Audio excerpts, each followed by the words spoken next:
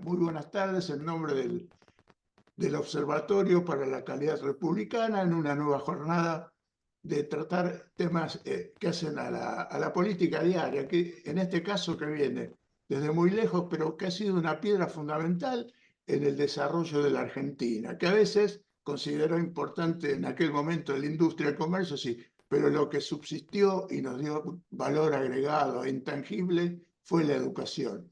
Hoy de esa vieja y permanente ley 1420 nos van a hablar Carlos Sebey, que es abogado, ex consejero general de Educación en la provincia de Buenos Aires durante 10 años, además charlista, porque siempre ha estado informando a los docentes de las actualizaciones de la ley y ahora tiene un oficio más. Es productor también del observatorio, porque a veces nos ha ofrecido algunos disertantes muy interesantes.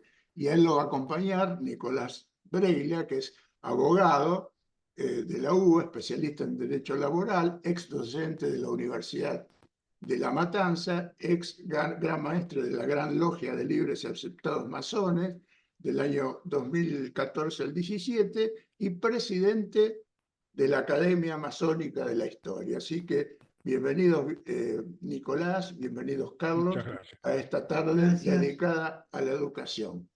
Cuando ustedes gusten. Bueno, muchísimas gracias por la presentación. Ha sido bastante generoso. El tema de la educación ha sido una lucha de siglos que se ha llevado adelante y se ha luchado siempre para una educación integral para todos. Si nosotros nos remontamos al año 1200 aproximadamente y observamos los gremios medievales que estaban dirigidos por masones operativos que tenían únicamente el conocimiento de las construcciones, vamos a advertir que dentro de esos gremios, los que pertenecían a esos gremios, se le otorgaba derechos que no le daba la sociedad. Porque recordemos que era una sociedad absolutista y sectaria, donde solamente gozaban de los bienes y servicios un 15% de la población en los países centrales. Esos gremios medievales, si uno lo analiza, tenían una legislación laboral primitiva, realmente, tenían el concepto del salario justo, la prohibición del trabajo de los niños en las obras, porque eran trabajos muy, muy peligrosos, la prohibición del trabajo nocturno, porque generaban muchos accidentes, y además tenía algo que realmente era revolucionario para esa época, la división tripartita del tiempo. 8 horas para trabajar por día y con el día de culto tenían una jornada limitada de labor de 8 horas y 48 horas semanales. 1200. Pero además tenían otra cosa que fue básica y fundamental. Ellos en cada reunión aportaban determinado dinero y armaban mutuales. ¿Y esas mutuales para qué servían? Para atender a los heridos y cuando fallecían mantenían a las mujeres hasta el fin de sus días. Esos derechos que tenían, que realmente era un privilegio dentro de los que integraban esas organizaciones de gremios medievales, la humanidad tardó 1000 años en universalizarlos. Recién se universalizaron durante el siglo XX.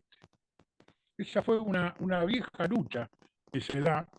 En esa época eran operativos exclusivamente, conocían el secreto de la construcción, y en el siglo XVIII, como consecuencia de un cambio de paradigma de producción, que es la revolución industrial, tengamos en cuenta que ahora estamos en otro proceso revolucionario, que es cambio de paradigma de producción, porque acá se incorpora la robótica y la inteligencia artificial.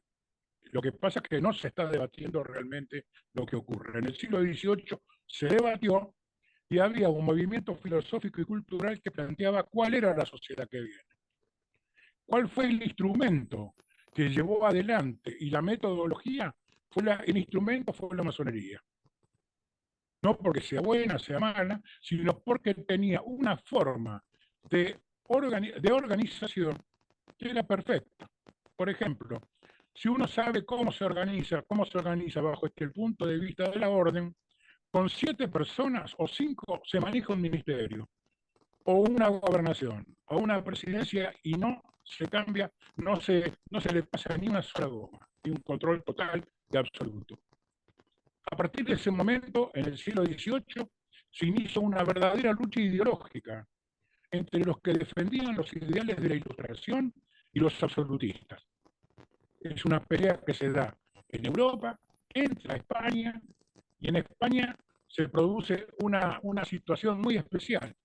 Se crean dos Españas, una España realmente sectaria, absolutista, y una España liberal que estaba con todos los principios que se llevaba adelante la Ilustración.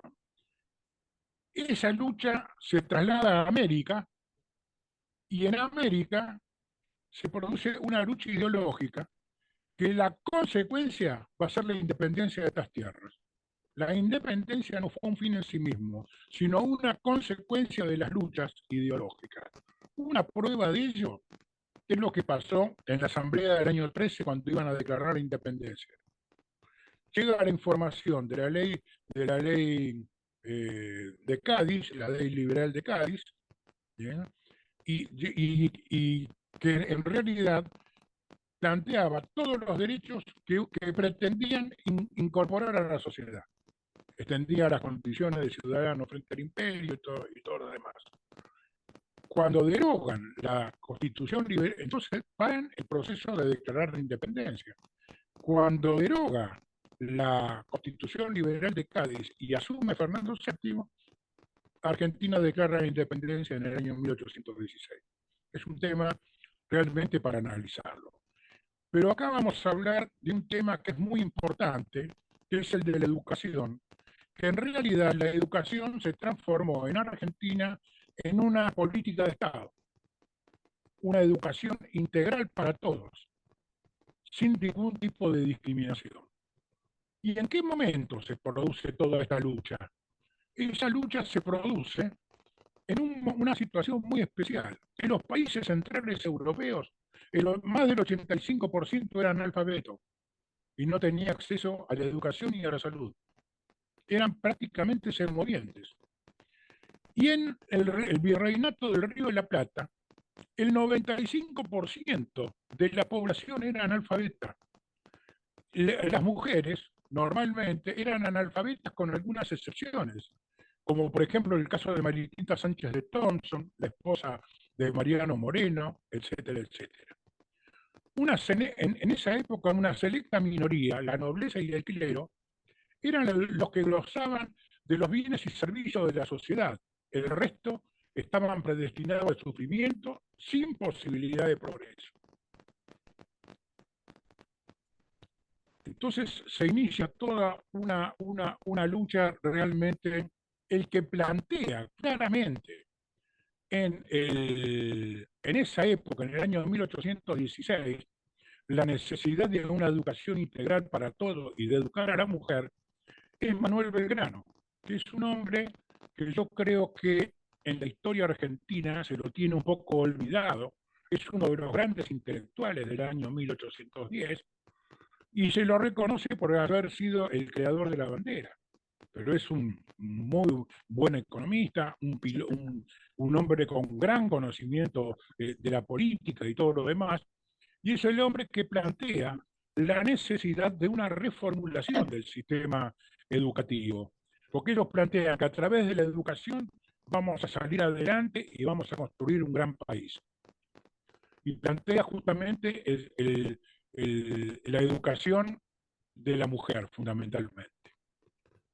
Esta corriente de pensamiento fue delineando la obligación del Estado de sostener una universalidad e integridad en la educación para todos los niveles.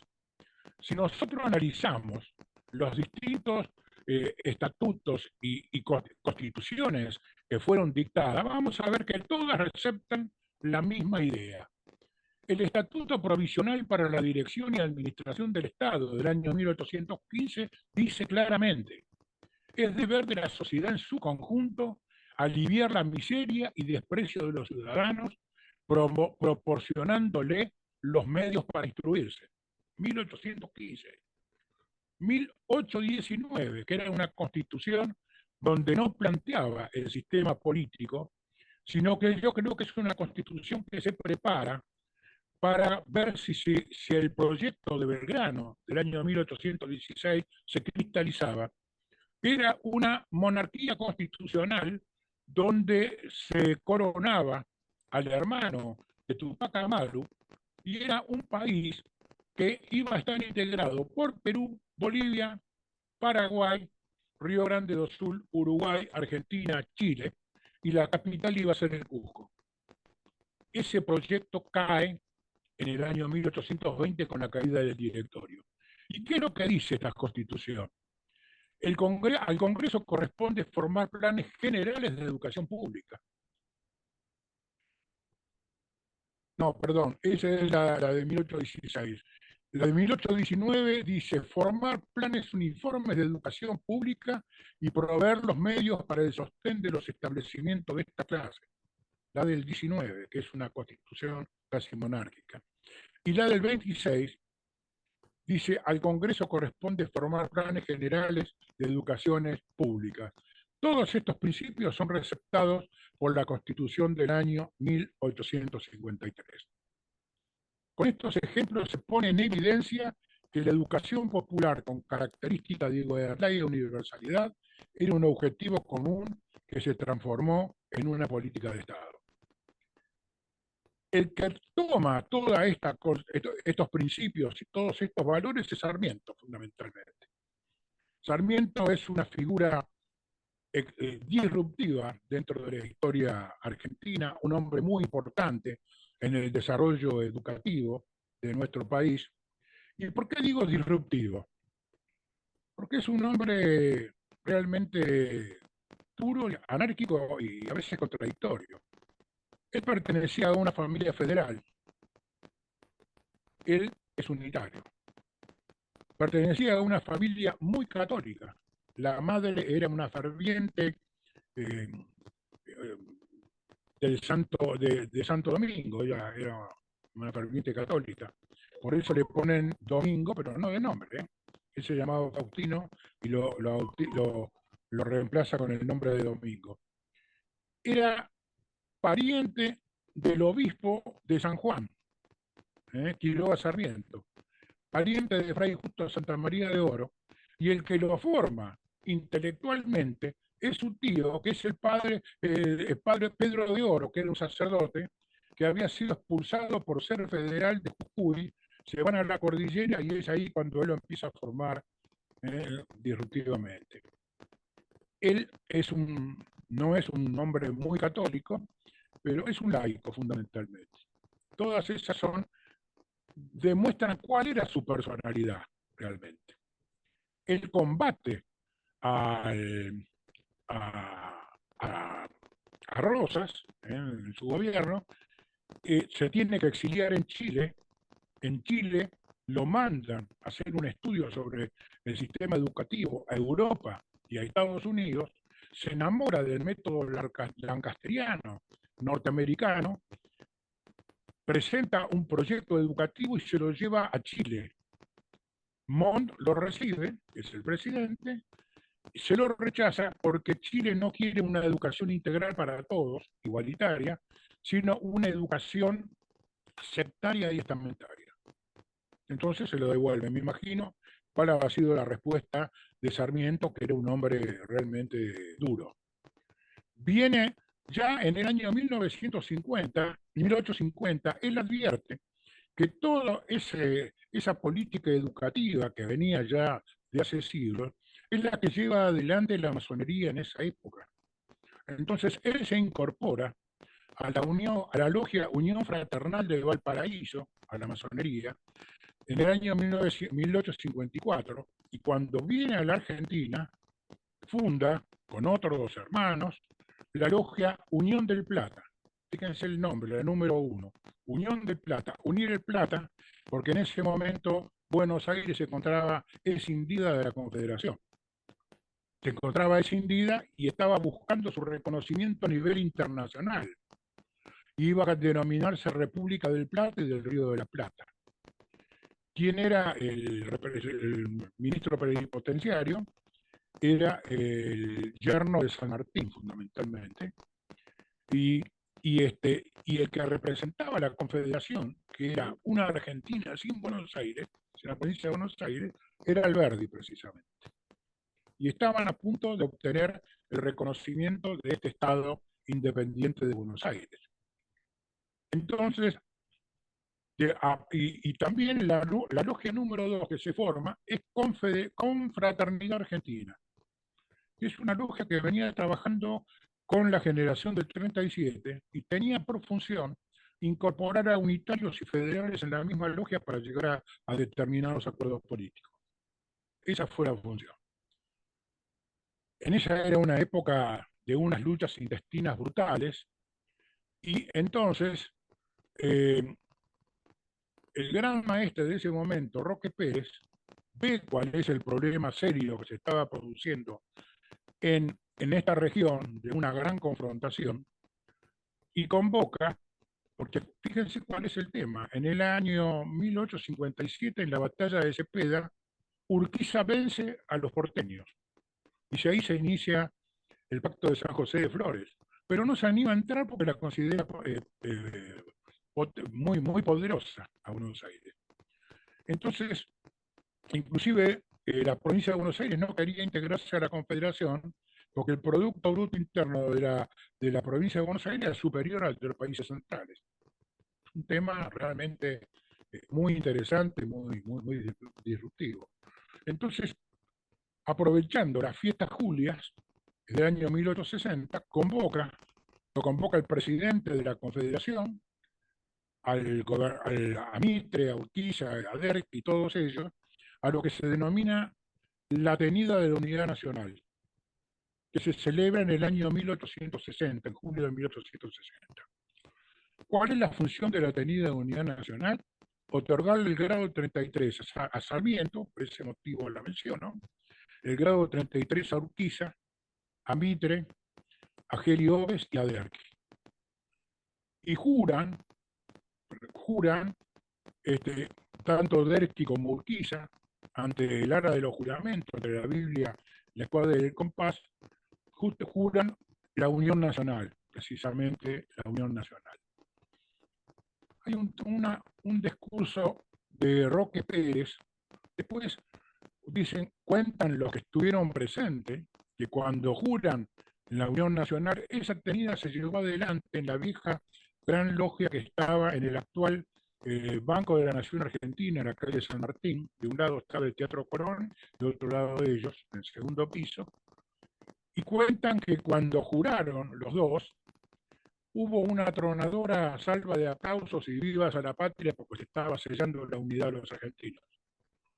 Y Roque Pérez en la última parte, no le voy a leer todo el discurso, porque después hicieron uso Mitre y Urquiza, pero no se tomaron apuntes, dijo: felices vosotros, hermanos, que podéis presenciar el abrazo de dos hombres buenos dentro de los reducidos muros de nuestros talleres. Estos dos nombres simbólicos ya lo que habéis realizado. Después de 5 años de luchas desgarradoras, esas dos logias, que fueron las que, o la logia Unión del Plata y Confraternidad Argentina, que desde un principio manifestaban nuestros votos por la Unión Nacional, aún existen vivas y florecientes para recibir en su seno la una al jefe de la República, Unión del Plata, y la otra a los dos guerreros que, cruzando sus espadas en el campo de batalla, firmada la paz, se daban el abrazo de hermanos y condujeron a la República al estado de felicidad en que hoy se encuentra estableciendo la verdadera confraternidad argentina. En un momento dice que fue necesario unir el Plata para lograr la confraternidad de los argentinos, haciendo una simbiosis. Y cuando termina, dice: a mí, obreros de la paz, a mí por un signo y una batería bien sentida. Gloria a Dios en las alturas. Gloria a sus hijos predilectos que buscan las aspiraciones de sus almas en sus grandes creaciones y que resguardan sus obras maravillosas, quedándose sellada definitivamente la Unión Nacional. Estos dos adversarios que se enfrentaban duramente, como prueba de unión, Tanto Justo José de Urquiza como Mitre se afilian a Confraternidad Argentina número 2. A partir de ese momento, Confraternidad Argentina es considerada la logia de la Unión Nacional. Eso es un tema muy importante. En el 21 de octubre de 1860, Buenos Aires integra la Confederación y aprobaba la Constitución. En realidad fue una unidad formal porque después se produce la batalla de Pavón. Tengan en cuenta que en la batalla de Pavón se inicia cuando los dos jefes pertenecen a la misma logia. Y misteriosamente Urquiza se retira cuando estaba ganando. Para mí, a mi juicio, hubo un acuerdo entre ellos de que Urquiza se retiraba, el que iba a asumir el poder político era Buenos Aires, y era el que se hacía cargos de las deudas, de la deuda externa de la Confederación. La Confederación se había integrado sin Buenos Aires y fue un fracaso económico. Pero además, la deuda externa estaba garantizada con los bienes personales de Urquiza. Se hace cargo, renuncia a Derqui, se hace cargo Mitre, y después vienen presidentes unitarios y después vienen los presidentes federales. Ese es un tema muy interesante.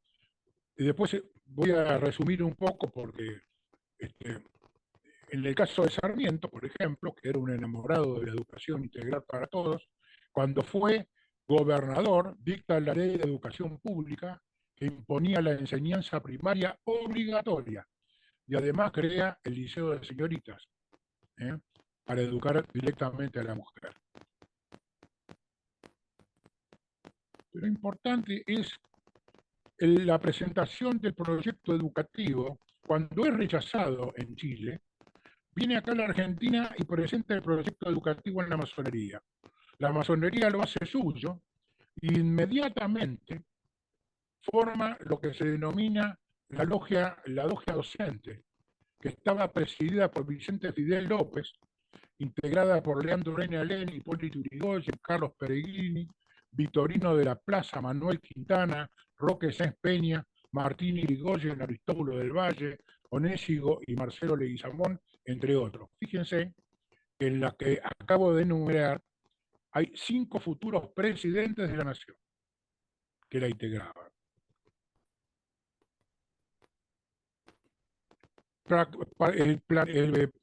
Ellos se integran y se convoca al Congreso Pedagógico del 82, que es presidido por Onésimo de Leguizamón. Pero además es monitoreado por Sarmiento, que era en ese momento el gran maestro de la masonería, secundado por Alem. Alem es una de las espadas oratorias en defensa de la educación integral para todos. Pero lo que nadie plantea es que ese congreso no fue un congreso exclusivamente de la Argentina, sino que fue un congreso internacional. Vinieron delegados de Estados Unidos, Bolivia, Brasil, Costa Rica, El Salvador, Nicaragua, Paraguay, Uruguay, Chile y Perú. Hubo debates apasionados y sus conclusiones son los que determinaron el dictado de la legislatura de la Ley 1420 de Educación Primaria Común y Obligatoria, que fue dictada en el año 1884. Es revolucionaria.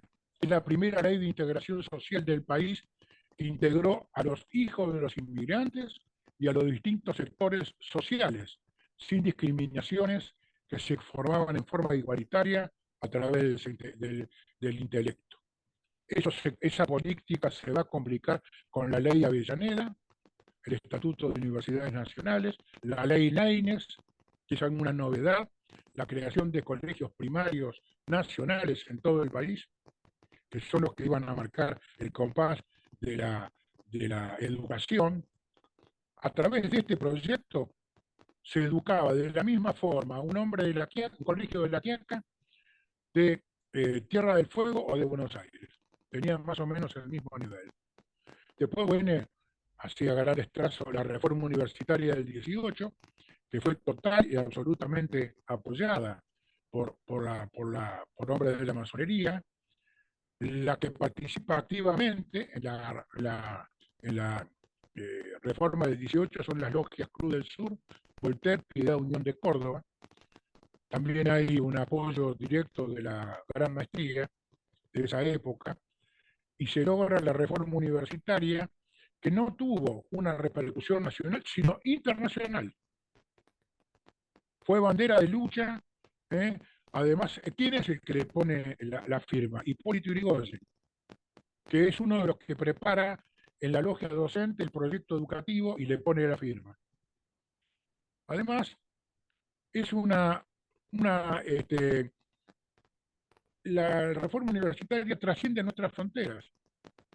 ¿eh? Hay defensores en Perú, en varios lugares.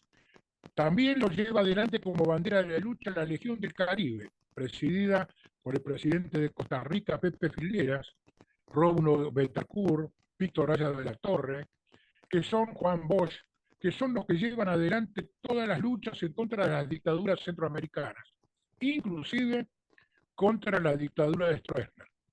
Y acá los que plantean la lucha contra la dictadura de Stroessner es una de las fracciones de la masonería que el Gran Oriente Federal Argentino. Yo quería ya terminar y darle la palabra a Carlitos, que me estoy excediendo un poco, y quería concluir que el proyecto educativo provocó una movilidad social ascendente única en Latinoamérica durante toda la década del siglo pasado, el siglo XX. Provocó una notable movilidad social ascendente, única en Latinoamérica, que me atrevería a decir en el mundo. Permitió que el hijo del obrero, del iletrado, pueda ser empresario, profesor universitario y presidente de la nación. Y acá hay una cuestión que es muy importante. Todos los presidentes argentinos, desde la mitad del siglo XX hasta ahora, han sido hijos o nietos de los expulsados por las guerras, por la pobreza y la miseria de la vieja Europa o de sus países de origen. La educación llegó a niveles de excelencia. El país obtuvo 5 premios Nobel y otros tantos científicos integraron equipos que lograron la obtención de esos premios. Es importante que mantengamos y elevemos el nivel educativo en la Argentina, garantizando la posibilidad de una educación igualitaria e integral para todos, independientemente de su condición política. La educación fue una de las mayores preocupaciones del movimiento emancipador, porque comprendía que para ser soberano no bastaba con la independencia política, sino que además era necesario obtener la independencia científica y tecnológica que se logra con la educación popular e integral para todos. Queridos amigos, de nosotros depende. Muchísimas gracias. Bueno, muchas gracias, Nicolás. Ahora, bueno, el turno a Carlitos Sebey, que tiene lo suyo para decir. Carlitos. Bueno, gracias Nicolás, gracias por la claridad conceptual de siempre. Yo voy a enfrentar el tema de la ley 1420 como maestro normal nacional y como hijo de docentes. En realidad, para mí es un honor poder hablar alrededor de este tema que ha marcado mi vida desde la cursada de la Escuela Normal de San Nicolás que fundó Sarmiento, cuya directora fue Francisca Gertrudis Armstrong de Besler, cuya presencia en la Argentina es decisión exclusiva de Sarmiento. Formó parte de las maestras que vinieron a ser operativa en los principios de la ley 1420. Y cuando hablo de operativas, hablo del crecimiento de la matrícula como consecuencia de la obligatoriedad. Hay un viejo librito de Manuel Claps, edición de marcha de Montevideo, que marca la diferencia de la matriculación entre el periodo del 80, previo a la ley, y del tiempo de Irigoyen. Creo que el crecimiento de la matrícula fue una medida de la extensión de la obligatoriedad a que hacía referencia Nicolás, y además como consecuencia del principio de la laicidad, que si bien no está claramente dicho en la ley, en su artículo 8, la ley 1420 establece que solo se puede enseñar religión fuera del horario de clases y por los pastores habilitados a tal fin.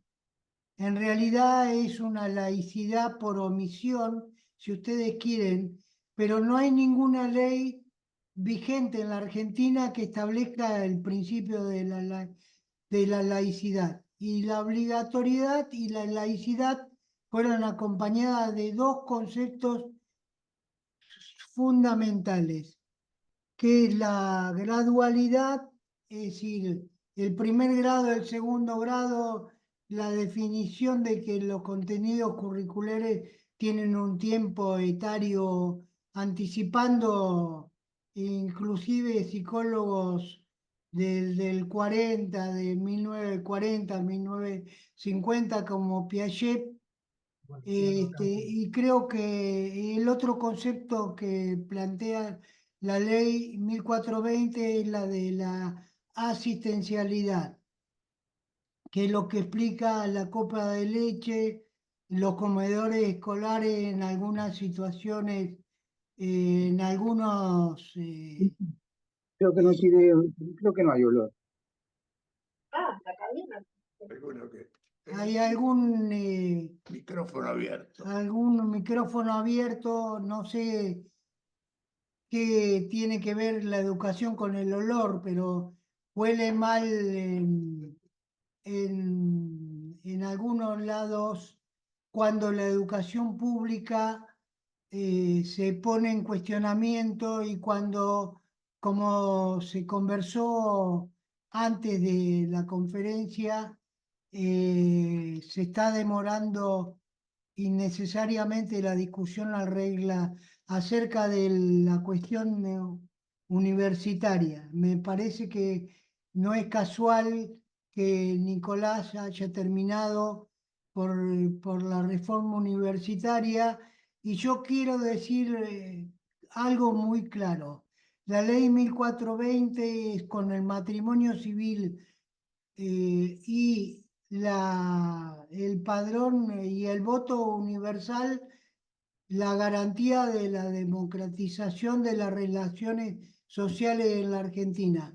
Y la otra cosa que quiero señalar es que la ley 1420 es el crisol de Orígenes.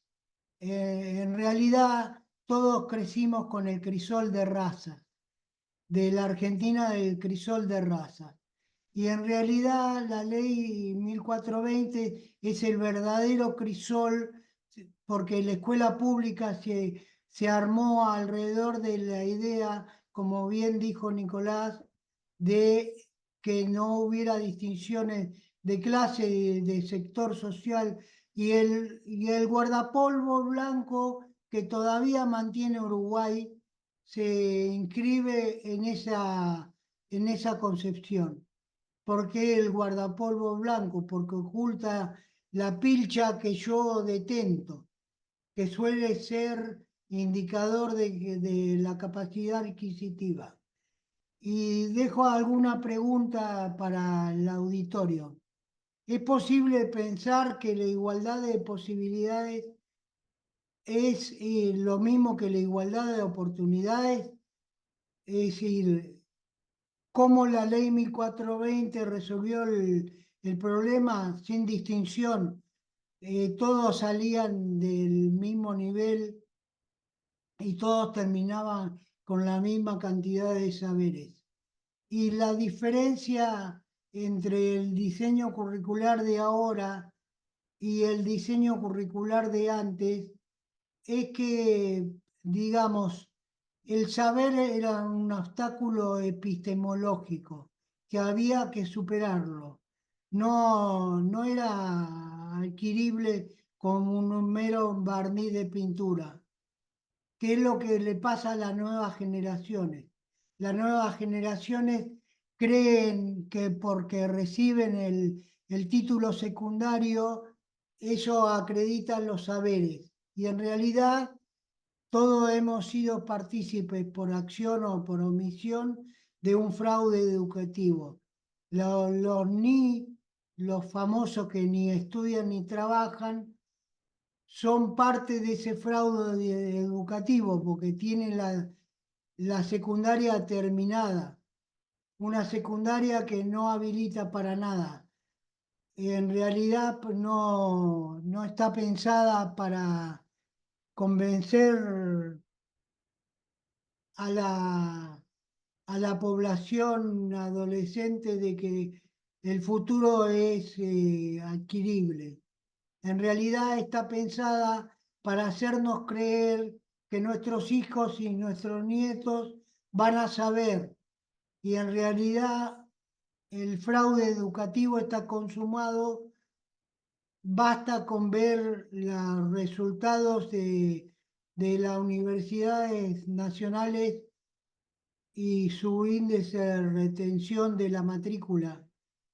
El otro día viajaba a Buenos Aires con un amigo que está en la Facultad de Medicina y la verdad que su, su relación de porcentual de egresados y matriculados en primer año es muy baja. Y esto pasa en todos los niveles, tanto en primaria como en secundaria, con la diferencia que en primaria se los deja correr y contribuyen a que el pensamiento abstracto no se construya y el pensamiento concreto se mantenga. ¿A qué me refiero con pensamiento concreto y pensamiento abstracto? Cuando uno sube a un colectivo y alguien lee moviendo los labios, lee el diario moviendo los labios, está en el pensamiento concreto, no hace la discriminación del formato de la letra con el pensamiento. Y eso también tiene que ver fuertemente con algún grado de la masonería, porque hay un momento de los primeros grados en que se aprende salir del pensamiento concreto y se aprende a pasar al pensamiento abstracto. Creo que esa puede ser una pregunta para Nicolás. De cualquier manera, yo no tengo dudas que la ley 1420 ha contribuido a la consolidación de la democracia y ha contribuido a la concepción republicana. No tengo dudas de eso y todos los que estamos aquí tenemos un compromiso de fierro con la ley 1420. Es todo. Yo le diría una pregunta a Carlos, ahora que está acá al lado mío. ¿Qué relación hay entre educación y movilidad social? Y en realidad había una relación muy fuerte que creo que el deterioro de las condiciones socioeconómicas ha influido para que esa relación de la movilidad social ascendente con la educación entre en crisis, porque es evidente que con la panza vacía no se aprende. Y es evidente que las concepciones sarmientinas, como bien dijo Alejandro Korn, uno de los 5 sabios platenses, marcaron a fuego como si fueran un hacha las concepciones de la argentinidad. A Nicolás, aunque vos lo planteaste así como pintura, ¿qué le remarcás sobre todo ese motorcito que tenía Sarmiento para la educación, que sigue siendo admirable 200 años después? Lo que ocurre es que Sarmiento era un adelantado para la época. Uno a veces lee cosas que él escribía, son actuales. Y el tema de la educación es básica y fundamental para el crecimiento de un país. Y es básica y fundamental para la movilidad social ascendente. Yo he tenido, no quiero ser autorreferencial, pero he tenido experiencias realmente extraordinarias. Ustedes saben que soy abogado laboralista y en una época defendí a los bolivianos y los paraguayos que vivían en la vieja Villa de Retiro. Muchos de los hijos de los bolivianos, sobre todo, ahora son profesionales. Una cosa increíble. Cuando yo hice el ingreso en la facultad, estábamos rindiendo italiano y nos matábamos de risa porque había un correntino que hablaba italiano y con el tono correntino. Todo fue una gran risa, nos hicimos amigos de él y nos llevamos una sorpresa. Él vivía en una plaza porque se había venido de Paso de los Libres, el padre había muerto, tenía un negocio y él quería ser abogado, sí o sí. Los amigos le consiguieron un inquilinato, le cerraron una escalera, le pusieron una cama, trabajaba de peón de limpieza, 4 horas a la noche, la universidad le dio toda la posibilidad de los libros, hoy es un próspero abogado y tiene su estudio en La Matanza. Es decir, ahí va, esa era la Argentina del siglo XX, que construimos nosotros, que la llevamos adelante. Y eso no podemos claudicar y tirarla abajo. Es básica y fundamental. Una educación integral para todos y una salud integral para todos. Esa es la base del desarrollo de un país. Y no se puede claudicar. Yo siempre les digo, muchachos, no claudiquemos. No nos dejemos llevar por cantos de sirena. No nos dejemos llevar por los que dicen los medios. Para nada. Busquémosla. Además, les digo a los jóvenes, muchachos, no hablen por boca de ganso. Estudien, analicen las cosas y llévenla adelante. Eso es un poco el consejo que les doy. Sí, a Carlos, que lo sé, un caminador de la provincia, siempre con sus charlas, le diría en qué momento de sus recorridas y charlas ve signos de la existencia de Sarmiento. Es decir, como algunos estudian la manifestación de Dios, ¿dónde en esta época, en una escuela, en los niños, dónde vio la significancia, la aparición de Sarmiento? Esa experiencia así personal. A ver,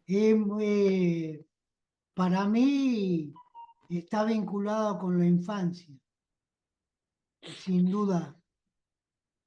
El guardapolvo blanco de las maestras, blanco almidonado, la maestra olía bien. Hoy no siempre huelen bien. Y hoy no siempre se distingue una docente de un alumno en algunas zonas de la periferia del conurbano. Y no es culpa del docente, la culpa no es del chancho, sino del que le da de comer. Creo que desde ese punto de vista, Sarmiento siempre estará en el corazón. Yo suelo cantar el himno de Sarmiento. Gloria y honra sin par para el Padre, para el grande entre los grandes, Padre del alma, del aula, Sarmiento inmortal. Y Nicolás, ¿cuál sería el segundo hombre en ese podio imaginario de la educación? Aparte de Sarmiento, bueno, el Exacto. primero fue Belgrano, indudablemente. Después de Sarmiento, y son los hombres que integraron ese proceso revolucionario en una de las universidades más conservadoras de la Argentina, que fue la Universidad de Córdoba, que llevaron adelante todo el proceso de democratización de la educación a través de la reforma universitaria del 18, que realmente revolucionó el mundo. Yo creo que más que un nombre hay un conjunto de gente que lo lleva adelante. Esa es mi opinión, ¿no? Y en esta época, Carlos, ¿quiénes son los motores de la educación? la Y etapa contemporánea, digamos, a tu yo concepto. creo que son los padres preocupados. Los padres preocupados y las madres preocupados por los pibes que se van, que no tienen destino. Creo que ellos son los protagonistas del futuro. ¿Te puedo hacer una pregunta, Carlos? Sí, dale, dale, Eduardo. Eh, yo recuerdo que de la escuela primaria, de lo que era cuando existía el sexto grado, yo ya soy de la generación de séptimo, pero cuando existía el sexto grado, que era primero, primero superior, ¿no? Exacto.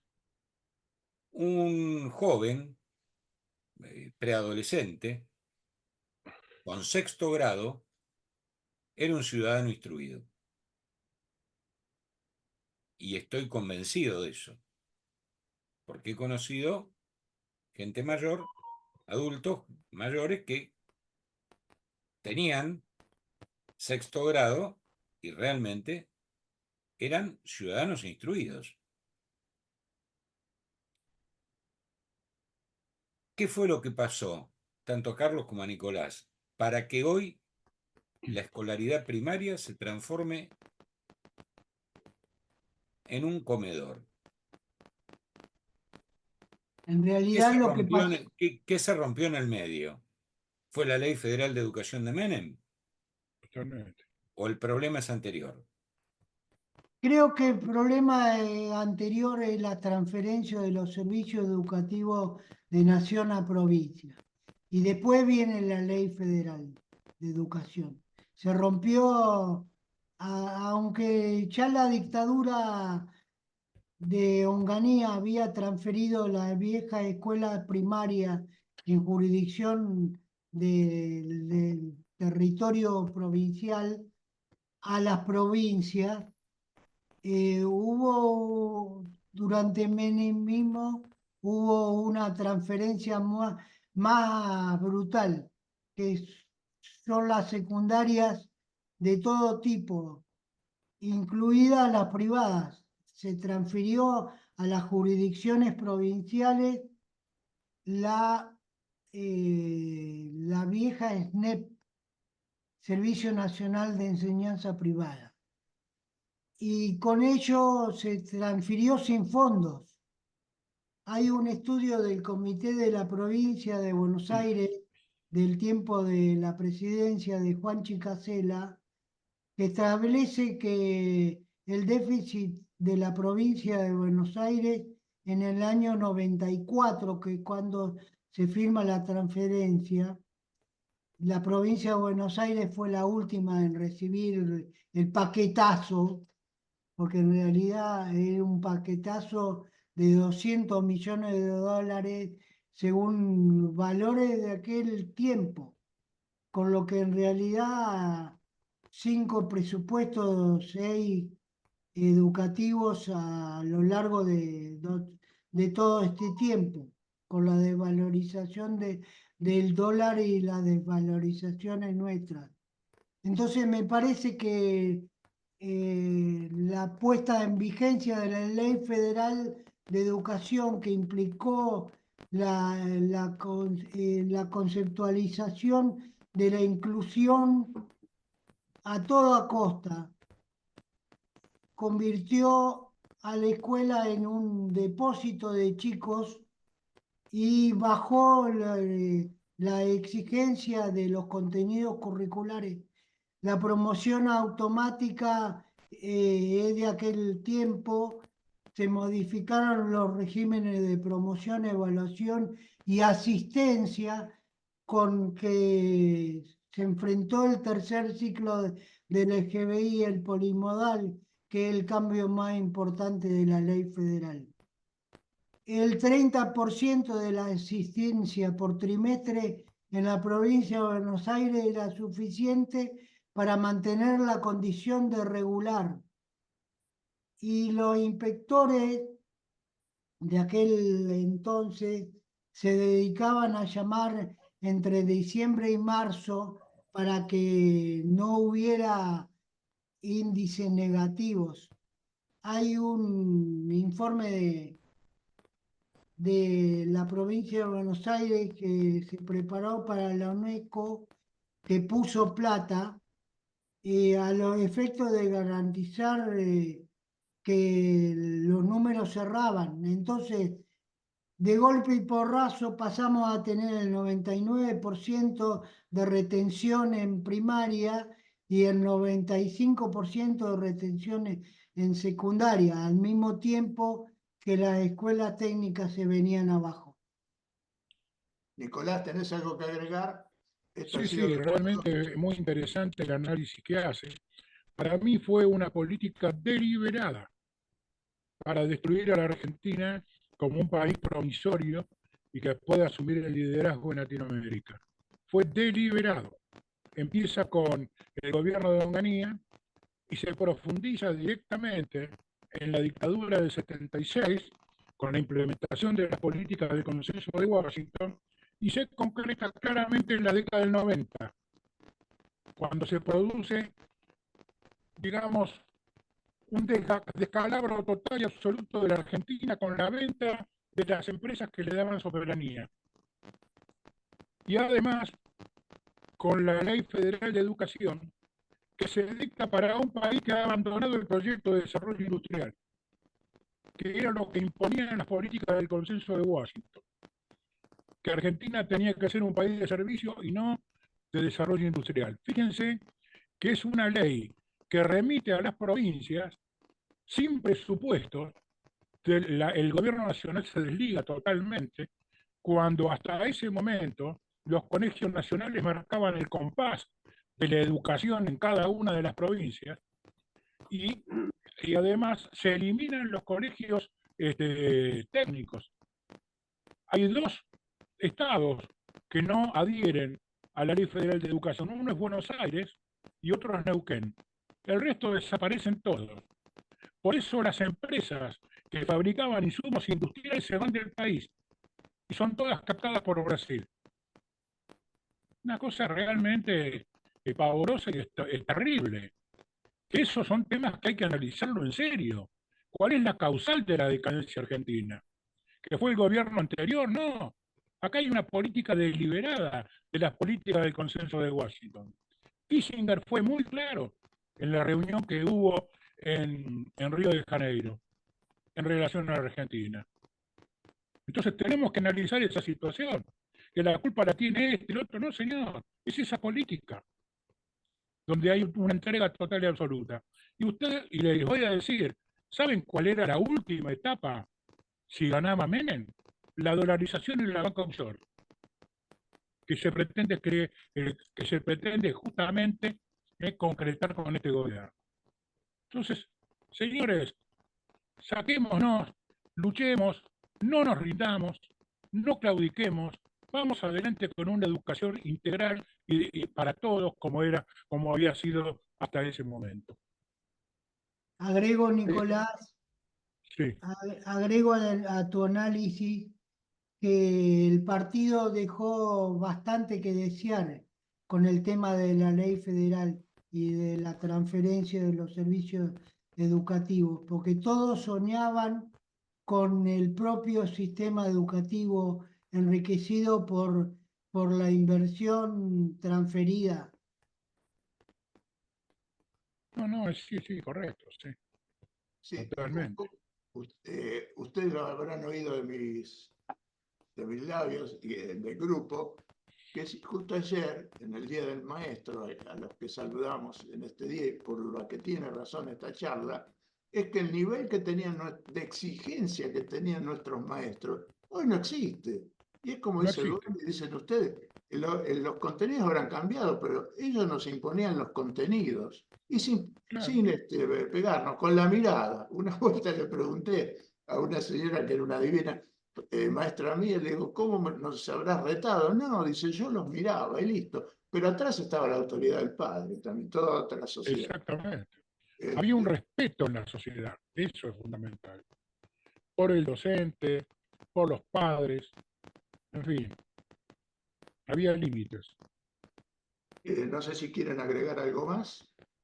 No, yo simplemente agradecer la iniciativa del observatorio para encarar esta charla y el espacio compartido tanto con Juan Carlos, que me sacó del corte de luz de mi casa y abrió las puertas gentilmente de la suya para poder compartir con ustedes.